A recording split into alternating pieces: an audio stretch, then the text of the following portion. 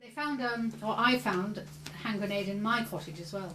Yeah. And we had this exhibition, Janet knows this story too, we had this exhibition which was called Dug Up in Bampton. Yeah. I thought, oh, I'd put the hand grenade in. And Janet got really upset. She said, you can't put a hand grenade in, it Well, might it was be full of white powder. So she phoned Bryce Norton. And somebody phoned me and they said, you have to call the police. I called the police.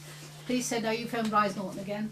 So I phoned Bryce Norton again. So they phoned the bomb disposal people. And the bomb disposal person came around. He looked at it. He sat at my kitchen table. He scraped out the white powder with his penknife. Handed it back to me. So it had a great big hole in it. It wasn't really dangerous. But anyway, Janet was worried about us exploding all the public that came in to look at the exhibition. No, well, those grenades, they have there's a pin. screw plug in the bottom, Yeah. which you take out and you put the fuse in. Yes. It's like a 2-2 bullet.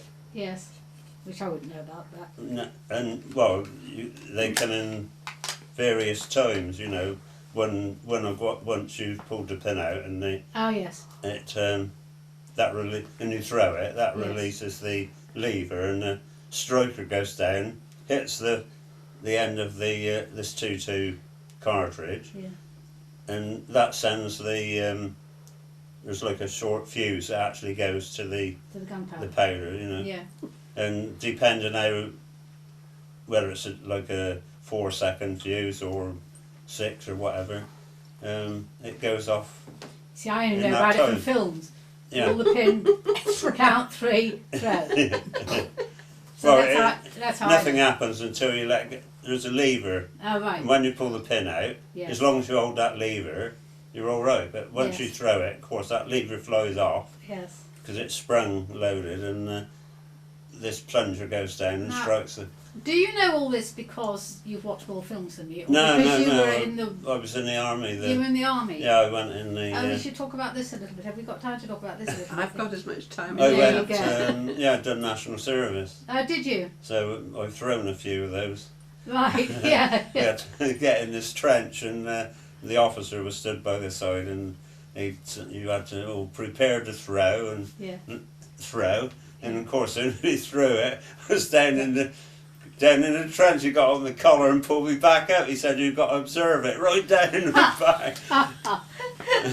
So what year was that you were doing your national service? 1954. Oh, 1954. Probably about the same time my 54, brother did. 56. So where did you go for national service? Were you just in Britain or were you? No, I went to Taunton. I was put in the Somerset Light Infantry, Uh-huh. and I'd done 10 weeks basic training down there. Then come home on embarkation leave and was sent out to Malaya. Oh, were you? So I'd done about a year over in Malaya, Yes. which was, of course, it was on active service Yes. at the time because it was Well, I think- the Malayan emergency. Yes, I think you're the first chap we've talked to who was in Malaya, and that was not an easy war, was it? 'Cause Well, was that- no, it was Nasty well, it was conditions. mostly patrolling, trying to find these terrorists, which wasn't very easy. It was the hardest part was the conditions, you know, because we get bitten to death with mosquitoes and all sorts, and a lot of the chaps used to get these jungle sores down their legs if you had a little nick with a thorn or something. Yeah. It'd turn septic and you'd end up with these things about that big all down your legs, and they used to all fester and How were they treated? Did they put sulphur powder onto it? Or Yeah. did they just left with yeah, sulphur powder? powder, yeah. Yeah. Very Well, pretty, after I'd been out there, about 2 or 3 months, because one of the patrol used to be a medic. Yeah. Well, supposed to be a medic. Okay, yeah. Anyway, this chap was going home for demob, and our officer decided I'd be a good replacement. And what So was your medical experience? So I was sent on a medical course for about 2 weeks. That's amazing. You can learn a lot about, can't you, in 2 weeks? That's When you see amazing. these medics, you know, in Afghanistan and stuff, and And they've done several years, usually, haven't well, they? yeah, I mean they were proper medics, Yes. not like Not on a 2-week course. no. No. So Yeah, so after that we had this, I used to have to carry this medical pack with you know, dressings and stuff for these jungle sores and thing. We used to get tinea a lot with the sweat, you know. What was it you got? Tinea.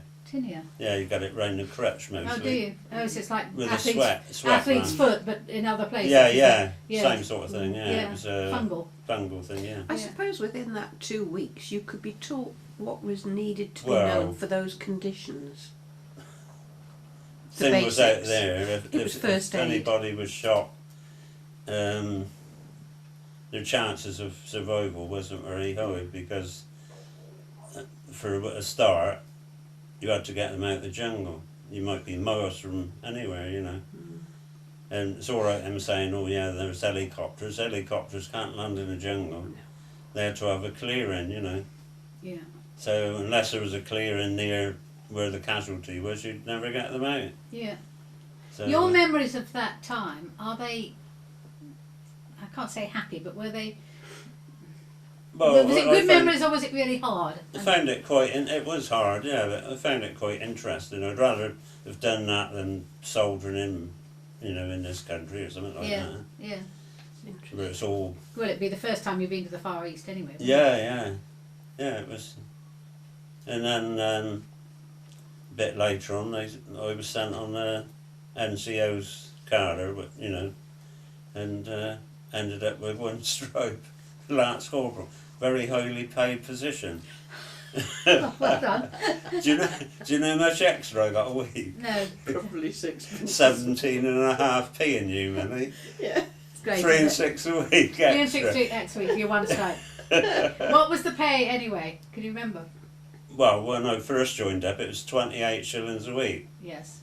of which we only got That's 22. one difference, £1. we got 22 and sixpence, and Yeah. the rest was put into like a fund, so that if we lost any kit, we got some money to pay for the replacement. Good heavens.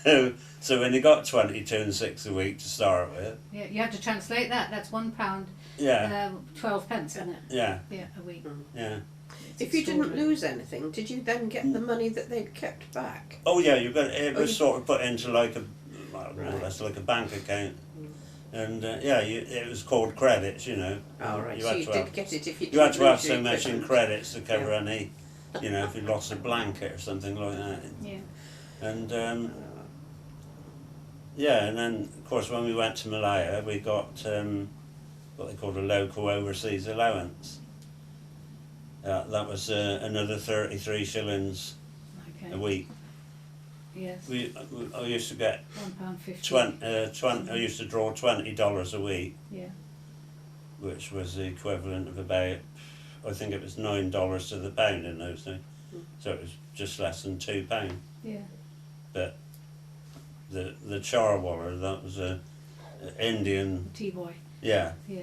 They used to run like a little canteen thing, and you'd go in there and get banana rolls, you know, called banana banjo, or cheese and tomato, or Yeah. you know, something like that. Yeah. He had all their money Yes. Yes. with Yeah. teas He's a and good little businessman, really, isn't Mm. he? Yeah. When we first got there, we found there was a native, because these Indians they were contractors. They used to do like everything in the camp, you know, and they used to run like a film show. The barber, he was one of these, and Yeah. the tailor Interesting. and all that, you know. So it And wasn't- they had a boot boy, No. and when we first got there, we thought that was brilliant, you know, having a boot boy. He'd make your bed for you and shine your boots and all that, you know. And we thought that was great. And then we realised that it was a waste of money because we wasn't in camp most of the time. We was out on patrol. Yeah. So we soon packed that up. Yeah. He used to get all the boots for the whole hut. They were called bashers. They were thatched atap leaves they were made from.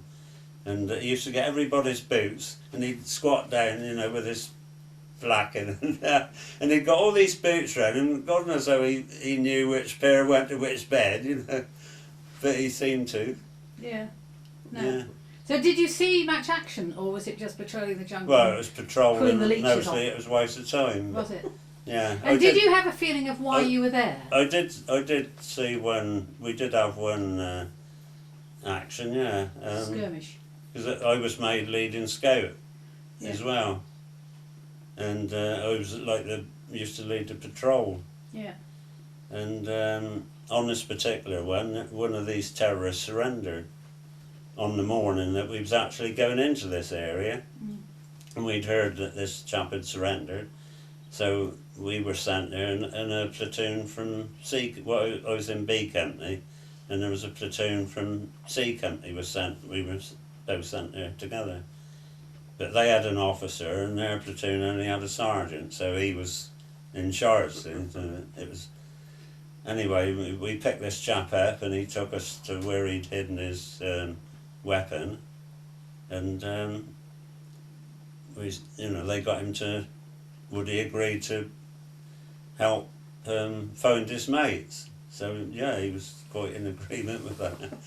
So this officer selected a patrol out of the 2 platoons. He didn't take everybody, and I was one of them. Instead of being at the front of the patrol, I ended up what they called Taylor and Charlie. I was the last man.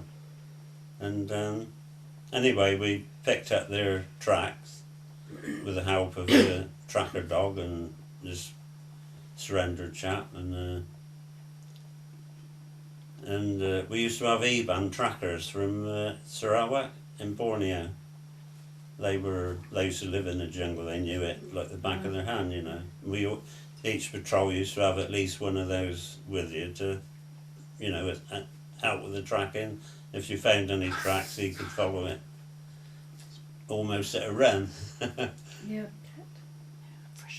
And anyway, we found their tracks in the end, and we started following these tracks, and eventually we found where they'd camped the night before. We were sort of about a day behind. Yeah.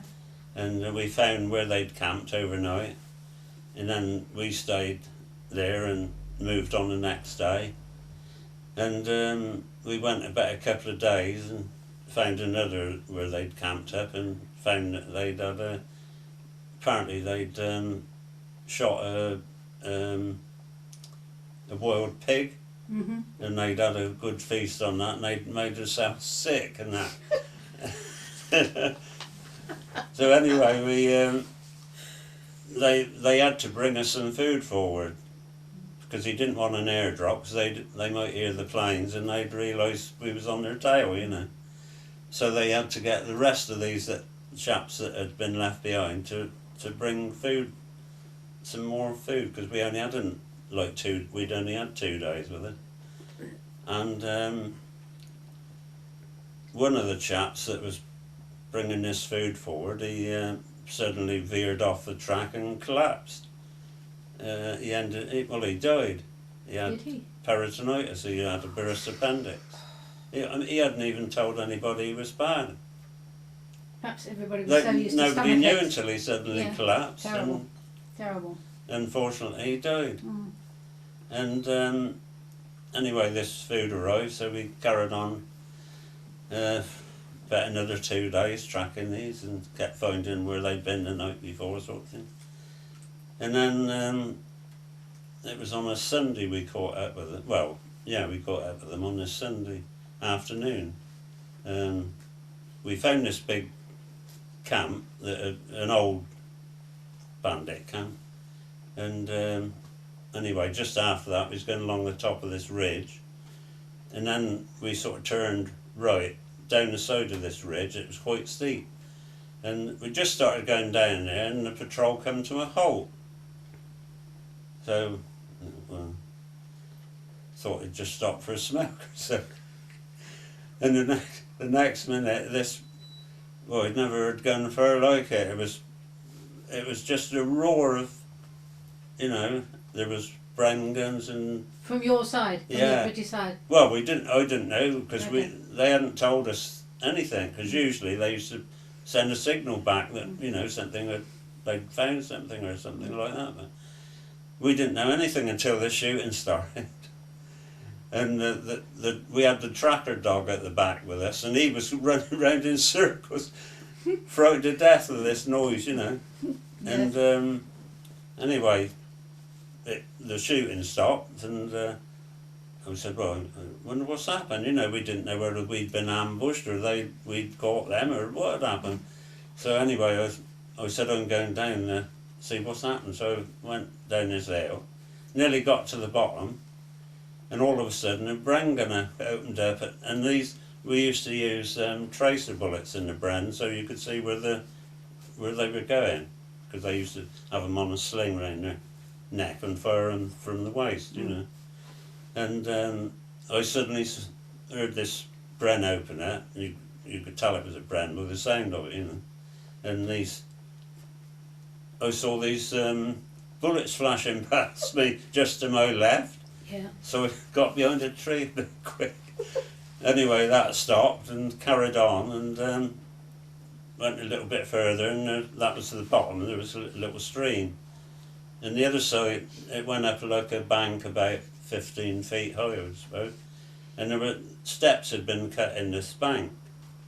And I sort of got to that and looked up, and there was a little like a platform they'd made to like a sleeping platform with a little thatched roof over the top. And there was, well, I could see there was somebody laid on it, and there was blood coming through the bottom, like water coming out of a tap. And anyway, I climbed up on this thing, and there was chaps all around, and there was some bodies laid in the undergrowth. And I went and had a look at this bloke on this thing, and he was blooming peppered with. And that was one of them. One of theirs, yeah. Yeah, yeah. And one of his eyes was hanging out down on his cheek, and he got bullet holes all over his face. And so they were actually surprised by your front patrol. Apparently, the officer and the leaders of the patrol had come down to the stream, saw these steps cut in the other bank, and realised that they were there. Yeah. And so him and the front few fired up at this one led on this thing. I mean, he was led to like that with his hands, but he probably asleep when they opened up. Tell me, when you're talking about it, it's as if you can see it in your mind's eye. Can you see it in your mind's eye very clearly? Well, yeah, it's as clear now as it was then, because I often think about it. You know. Do you? Yeah. And do you think about it with panic or with excitement? No. It's just something that happened. Yeah, know. yeah. And you know, it's all stuck in my mind ever since. Yeah. And did you then call them terrorists? Because I noticed you used the word bandit once, and then. Well, they used to call them bandits. They call them bandits, yeah. Terrorists. Either that or CTs. What's CT? Communist terrorists. Oh right. Okay. They were mostly Chinese. Uh-huh. Because when during the war they were fighting the Japanese. Yeah. Sort of on their behalf. Yes. And the British dropped ammunition and arms and everything to them, and also one or two officers to train them. And when the war ended, they were supposed to hand all these weapons back in, but they didn't.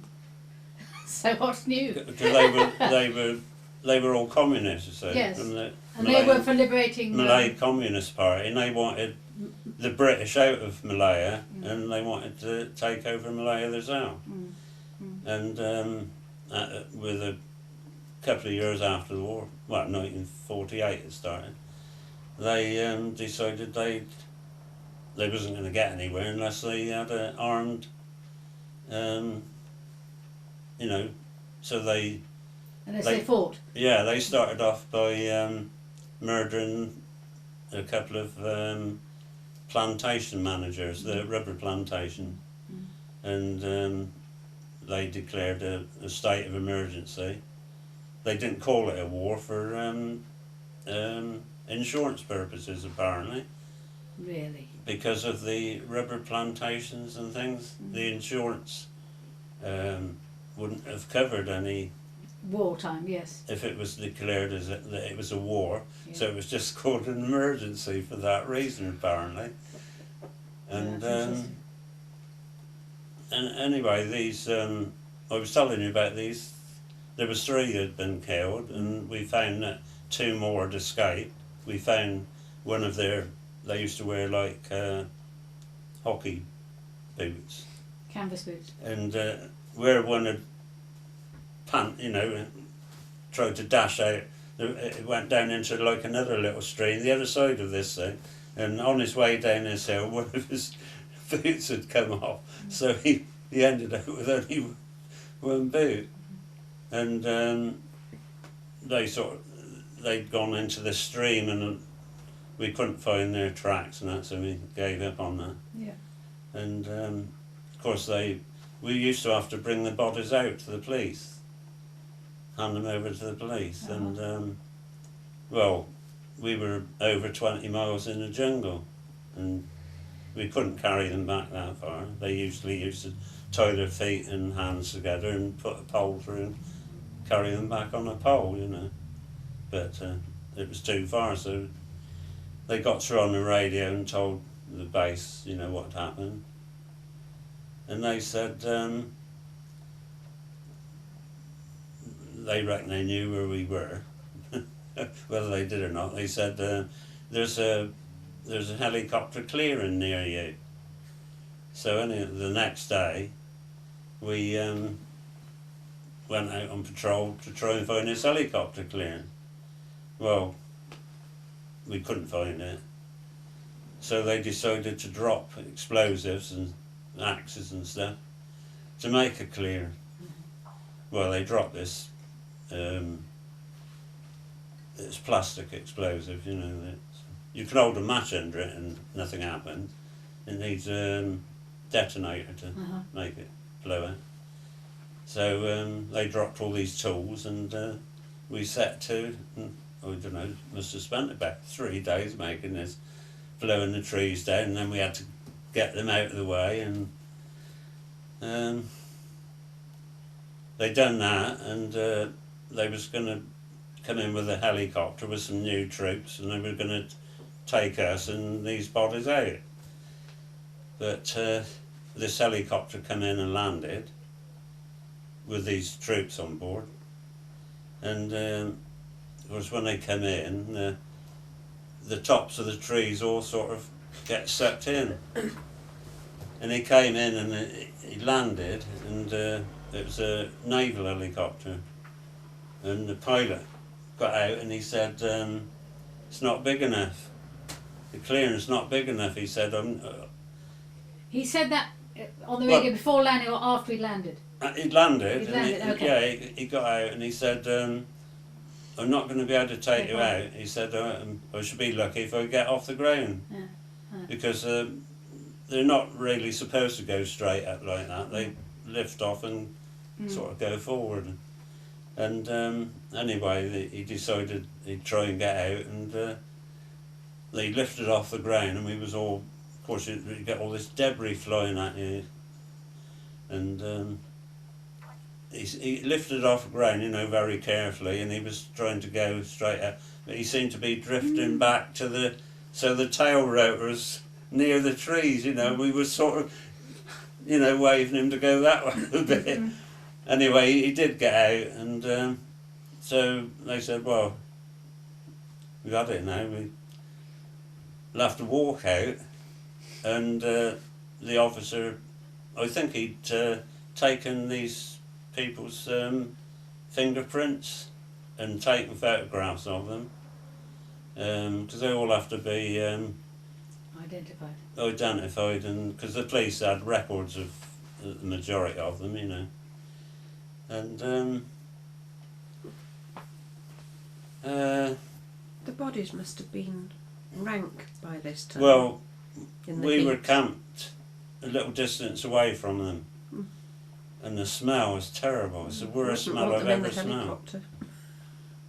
And because if anybody dies out there, they're buried next day, or they were then. Of course, they hadn't got cold storage, probably. But, and yeah, they smelled terrible. So then you've done your 3 days to get there. How long did it take you to get back? One day. Oh, did it? We done it, yeah. But before we left, this officer said, well, you better go and bury them. So he sent some chaps out there to bury them, but they said they couldn't move them because they were rotten, they were running alive, and I think they got hold of their arm to sort of, and it just disintegrated. yeah. And Wow. they all had things over their nose, you know, and not a nice job. no, they just managed to make scrape a bit of earth out and just about cover them, you know. You lost one of your chaps out there, though, didn't you? Well, we lost quite a few. But, One from Kidlington. yeah, one from Kidlington, yeah. Do you have photographs of your time in Malaya? Yeah, You do? yeah. It'd be really interesting to have them on the archive. I don't think we've got any war records of And, anybody in Malaya. So another helicopter come in. Oh, in the meantime, the last sort of day, we had one of the sea company chaps went down with fever. So he was in a pretty bad way. And then one of our chaps he was boiling up some water for a cup of tea, and he knocked the can over and scalded his foot. So they obviously couldn't walk out, and they had to send in a small helicopter come in, a little rough one, and just about enough room to get 2 people on board. So he came in and landed, and we put this sick bloke on board, and this other chap, and he managed to get out with them okay.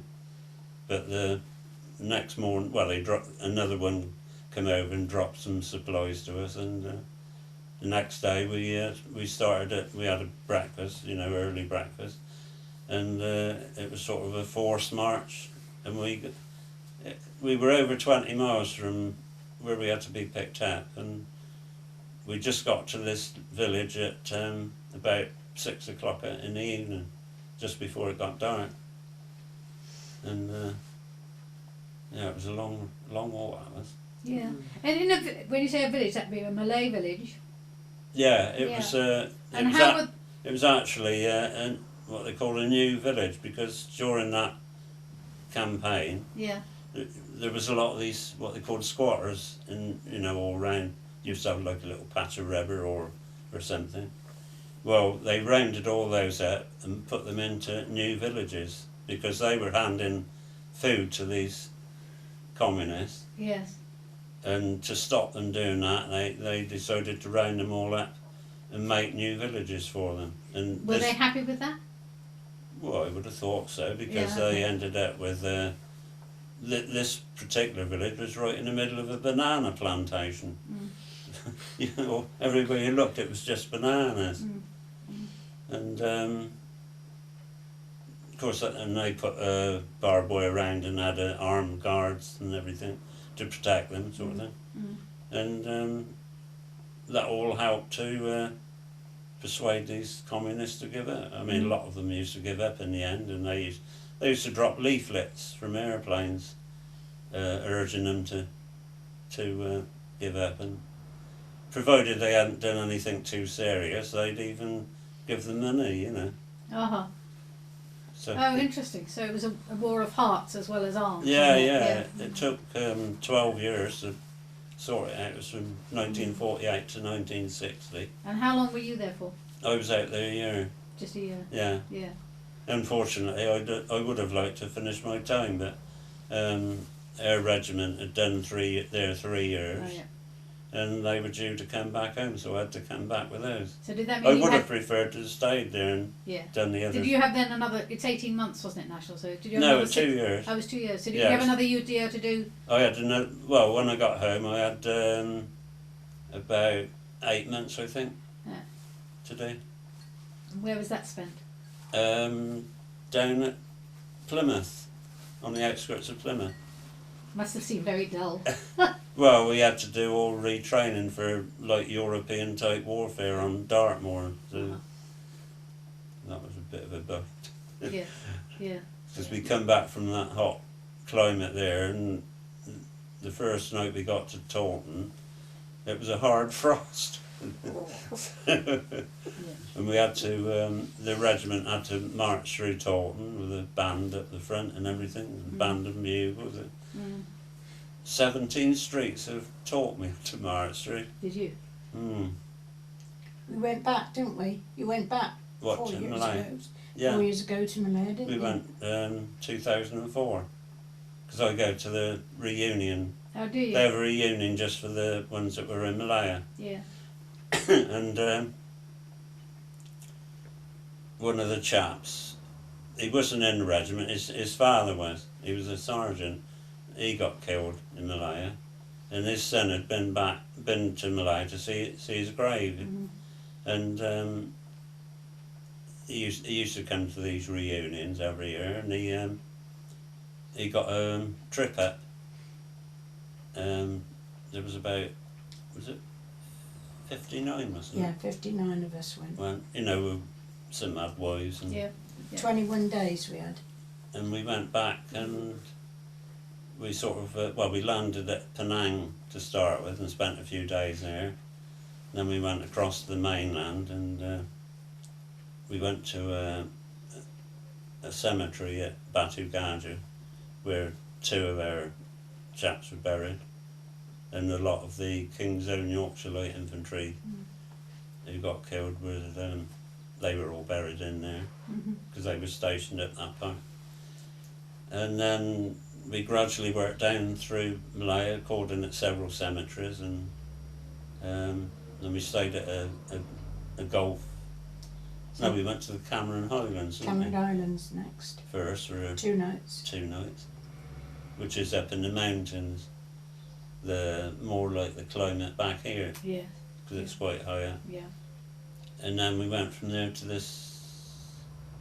No, we went to the golf sanctuary first, didn't we? And then we went to there, and then we went down to Kuala Lumpur, and stayed in the Equatorial Hotel, quite near the Twin Towers. We went to the big cemetery, Christian cemetery at Kuala Lumpur, where most of our chaps are buried. And Is that looked after by the War Graves Commission? yeah, It is. well, that part was. Yeah. It wasn't just a military cemetery; it was a Okay. Christian cemetery. It Yes. was a The massive. rubber plantation people and so on. Well, yeah. I mean, some of the Chinese and that were buried in there, Oh, so right. obviously they were Christian. Yeah. Oh, they were lovely, weren't they? Mm. Oh, And magnificent. I had been there before, because just before we came home, they had a farewell parade there, you know, a service thing at the cemetery, and I was picked as one to represent my platoon. Yeah. So I had been back there, but Yeah. it seemed different to me. Did it? I'm sure that the graves had all been rearranged in straight rows and everything, and I'm sure it wasn't like that when I went down. Right. So I think they'd They tidied it. reburied them, or Yeah. that's what I got the impression anyway. Yeah. That's really interesting for us because we haven't got anybody speaking about that And particular war. the High Commissioner in Malaya, he was killed in a road ambush, and he's buried in there. He's got a big slab. We saw, didn't we? He was going up into one of these hill stations for the weekend, I think, and going up this hill, and they'd put a big log across the road. Of course, in this Rolls Royce, got all the pennants out and everything. The car came to a standstill, and these were in the undergrowth up on the bank, and they just opened it, and he had his wife and secretary and everything in the back of this Rolls.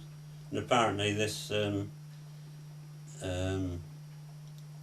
High Commissioner, he got out of the car, to draw the fire away from his wife and that or something, and they sort of shot him down, and his wife and that was all right. Amazing. So They- it worked. Yeah. They did have an escort. Well, by the time that had come out, this Sir Henry Gurney, his name was, the Lady Gurney, she said to this chap who was the escort, it was like a little ferret car, scout car thing, I think. Mhm. She said, "Is Sir Henry dead?" And he said, "I'm afraid he is." Mm. And that was it. They've still got his car in a museum out there somewhere. Mhm. This Rolls Royce with all the bullet holes Yeah. in the bodywork. Yeah. Amazing. Mm. Well, do you think we better get back to Bampton? We've been in the jungle of Malaya. Yeah. We better get back Yeah. to talking about Bampton. But thank you. You know, that was really, really interesting to hear about that. We haven't had anybody talk to us about their time in Malaya. Or in the Far East. No. No. So it's really good to have that. It was. I liked it out there because I felt we were doing something useful. Where, you know, just normal. When we got back to England, it was It just seemed like a waste of time. parades and stuff like that. Spit and polish. Guards, yeah, Yeah. inspections and all that. Well, we didn't have anything like that out there. No. We were. It was. Doing the job. I mean, we didn't even shave or anything. If we were out in the jungle, we used to come back with a beard practically, you know. Mm. Yeah.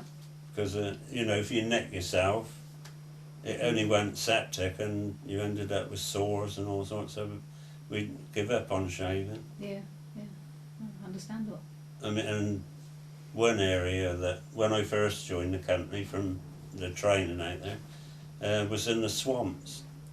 And, oh, it was dreadful in there. Is that full of leeches? Yeah, leeches and everything. And you're just wading the, you know, water up to your waist sort of thing. Yeah. And it took you hours to, you know, you're lucky if you'd done 100 yards in an hour. Yeah. It was terrible. Yeah. And luckily that was their last patrol there, and then we moved to a different area. Mm. We swapped areas with the Hampshire Regiment. Mhm. So they had that, and They had the swamps. we went up into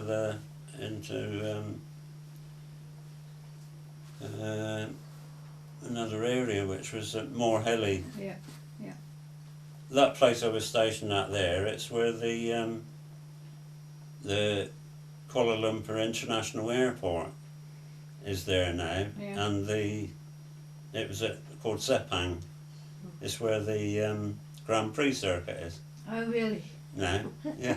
There's different times. But I mean, then it was, you'd sort of start off going through the rubber plantation, and then you'd get to this swampy bit, and it was, from then on, it was just swamp. Yeah. There was like two big areas of it, the North Swamp and the South Swamp of the state of Selangor. It sounds like malaria land to me. I don't know. It was. Oh, in there, it was terrible. Yeah. And I was in there just 4 days, and the backs of my hands were swollen up here with mosquito bites. It was terrible. What did they give you for that? Did you have quinine? Well, we used to have Paladrin tablet every day. Oh, did you? Okay. Yeah. Yeah. We had to have, that was it. We started taking them on the boat on the way out, Yeah. and we had to take them one every day, and on the boat coming back. Mm. It took 29 days to get there That's amazing too, on isn't the it? troops, yeah. Yeah. Amazing.